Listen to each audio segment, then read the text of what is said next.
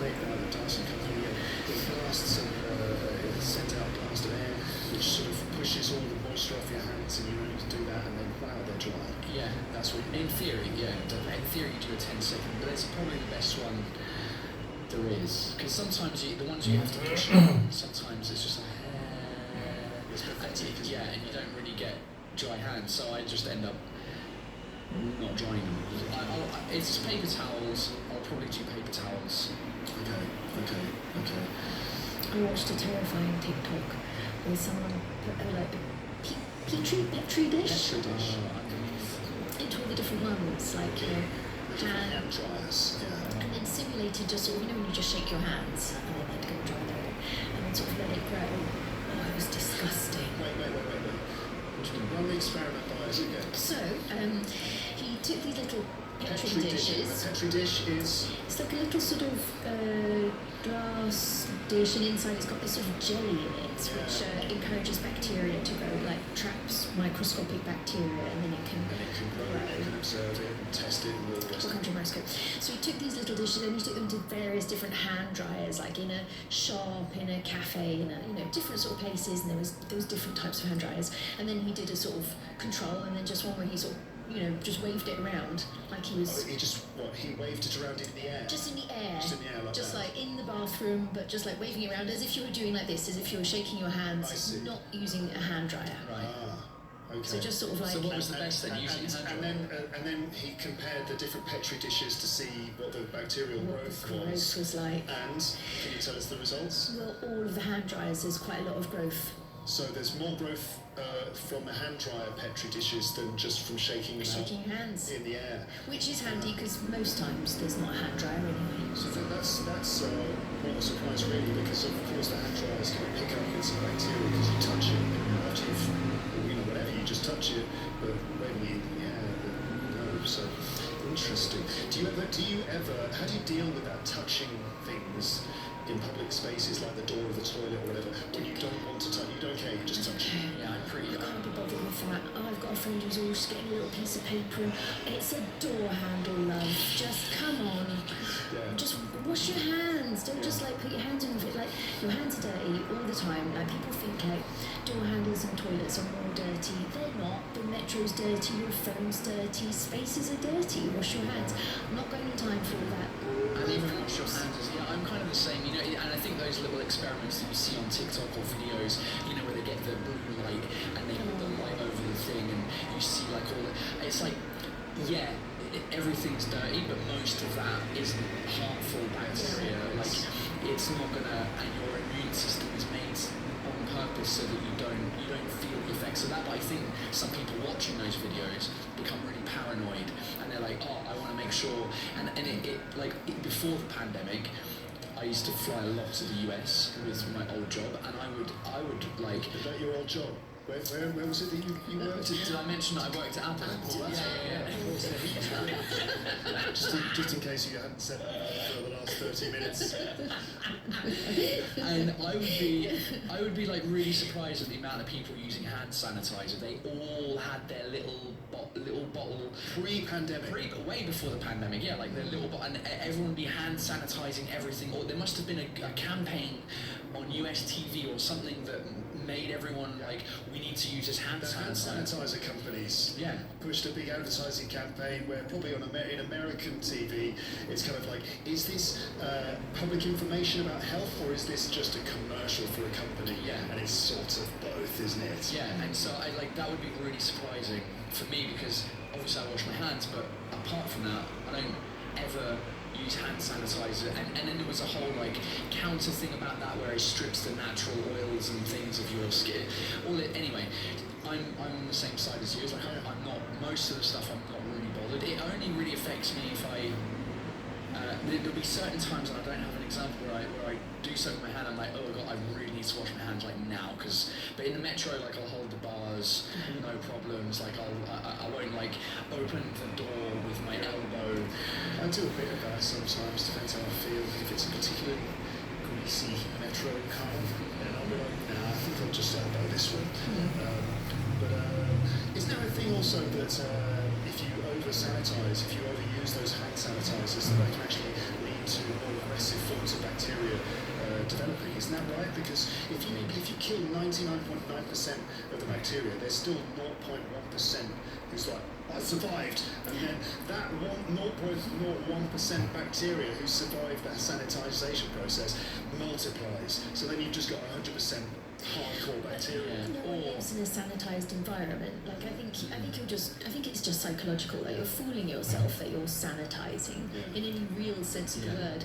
I mean, the best thing you can do is just wash your hands before all those sort of important things. But living in Paris anyway. Also, I mean, like we've all got young children. Oh. The filthy things we've seen them do, and they haven't got sick from it. So disgusting. They will drop something on the floor, and they'll pick it up and put it in their mouth. Immediately eat it. And they're just like sticking their fingers here and then putting their fingers in their mouths, and they're just. But this is all actually strangely quite healthy to an extent, because your immune system does have to build up a resistance to all these things. I don't know, because like I always have the argument with my wife, because she gets sick like that everywhere, like her whole body just doesn't work. Don't do that. Just stop doing that when she's in the room. Stop clicking your fingers. And I think it's because she's overly clean.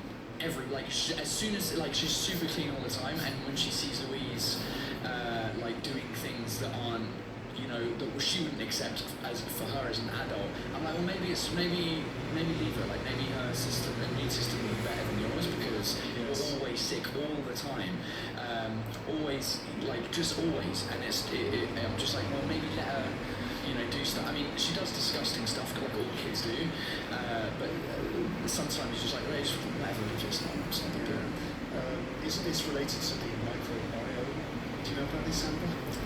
So there's, it's a kind of thing where they say that the microbes that you have, particularly in your gut, but also maybe just, that you carry, that you have to have a diverse microbiome, because this contributes to a very healthy immune system.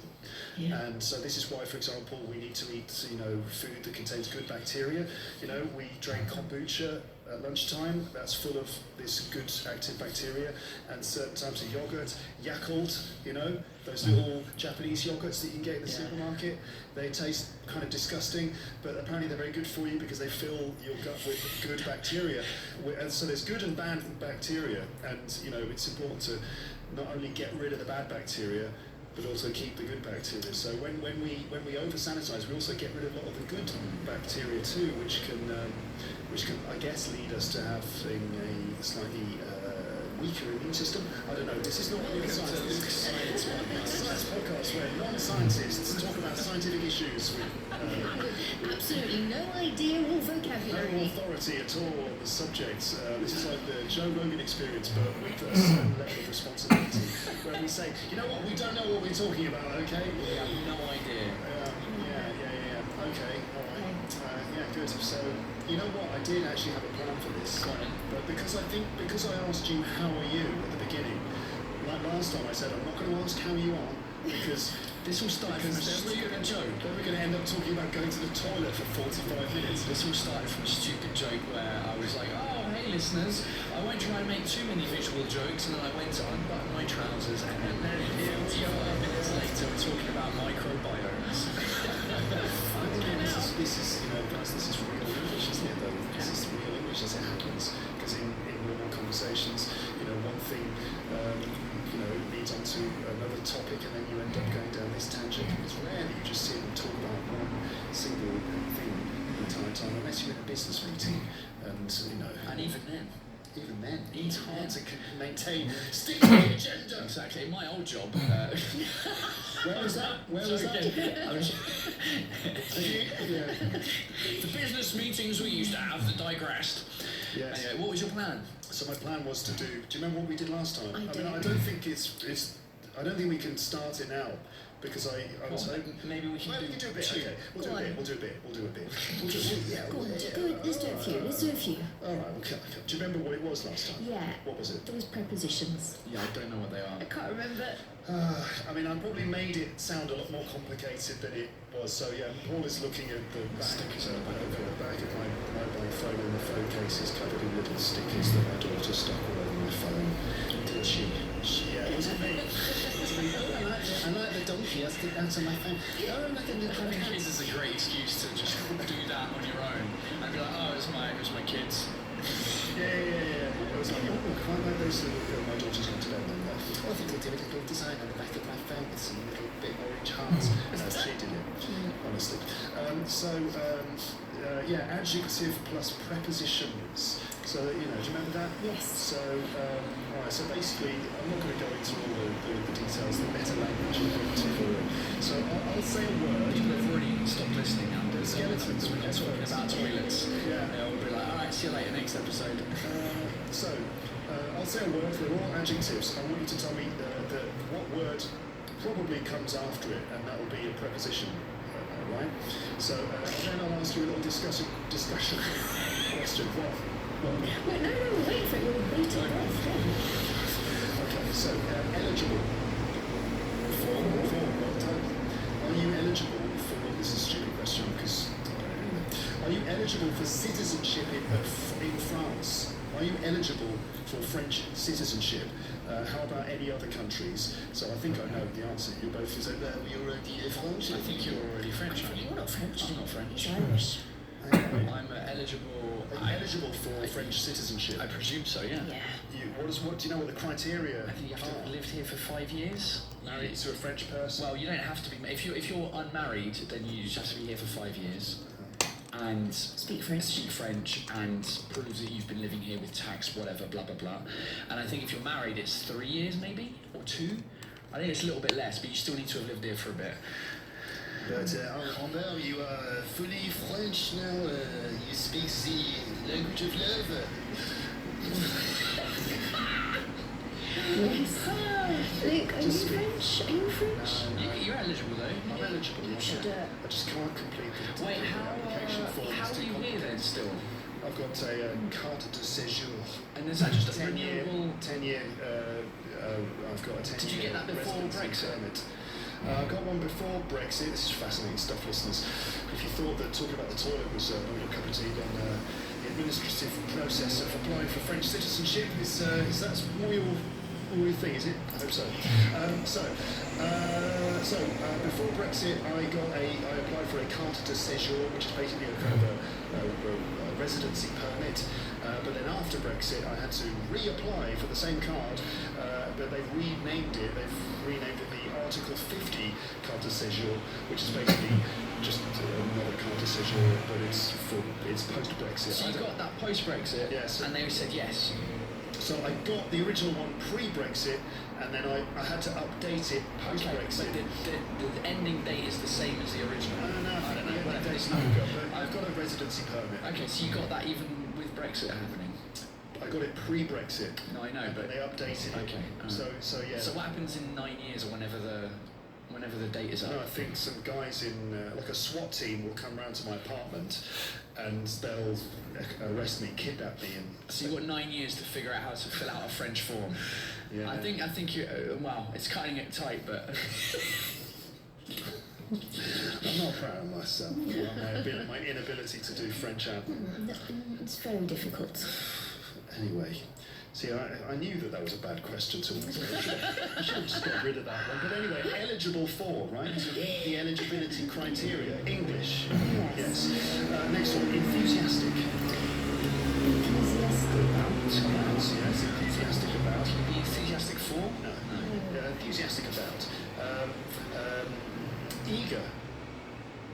Eager to do something. Or eager for something. So here's the I'm eager for a cup of tea. Can you say it now? I'm eager. No, you wouldn't be eager for it. I'd love a cup of tea. What would you be eager for? I'm eager to see your new show. Okay. For example, Yeah. especially the first 30 minutes that I missed Yes. before, where I understand you actually. What were you doing for the first 30 I was eating sushi with Sebastian Marx, and it's just Upstairs. Sushi more important than we wanted to come. It's just that They needed sushi. I'm a linear person. I can only do one thing and then another thing, We and didn't then eat. another thing. We didn't eat any more I show. did buy you some food. We wanted to see the show. We ate afterwards. That makes us better.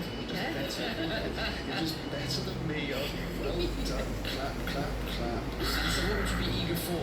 Eager sounds like written language, though, to me. Yeah, doesn't it? Doesn't it? It's the kind of thing you write on like job applications. It is written language. I wrote it. You did? Yeah. So, Oh. eager for.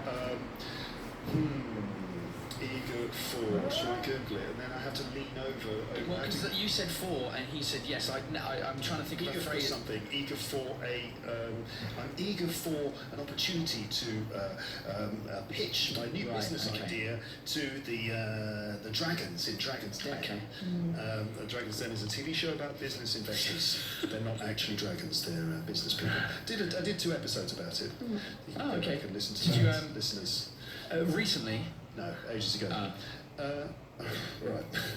Are you eager for a new challenge this year? You were thinking about it's like half an hour. I'm asking. Do you have an example? And he said he had one in your. Got one there. Just I like- have a new challenge for this year. Go on, what is it? I want to see all of the museums that I've not been to, Wait, there are still museums you haven't seen? and lots. Just in Paris. Just in Paris. How many museums are there? There in are Paris? so many, and I was like, okay, this year, 2023, I'm going to see them all. Are there 100? There are more than, like, I'm considering museums and monuments. There's more than 100 in total. Yeah, but Are there museums more and business. than 100 that I've not seen? No, I think there are less, but there's still a sizable amount. There's a sizable amount. Anyway, I'm going to see them all. Are you still doing your tours? Yeah, Tours with Amber, everyone. If you come into Paris, tours, go yeah. and look up Amber. You get the best accent in the city and the best information in the city. I mean, that is why I was getting so excited about my Marta podcast last night. I was like, oh, this is going to be so good when I go around the Saint-Chapelle. Yeah. Oh, it started.